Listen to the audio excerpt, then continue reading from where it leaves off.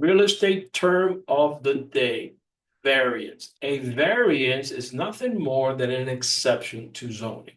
The example I have here, zoning only allows to build homes on lots that are a minimum of 75 by 100 feet.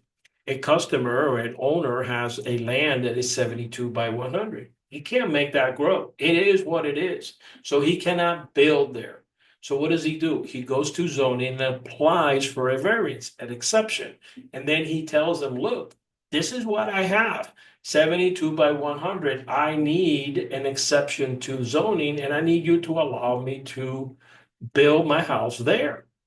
Now, zoning doesn't have to say yes. They could easily say no. But assuming they say yes, now zoning has to go out. It's about 2 blocks or 3 blocks from a radius from that location. And anybody else who applies for a permit to build under 75 by 100, they have to approve it. And that is what is known as a variance, an exception to zoning. For more tips and tricks, please visit my website. And if you want to pass this real estate test finally once and for all, please consider buying my Smash the Agents or the Broker's Exam. And of course, I'm referring to the state license test, the class, the state. All right, till next time.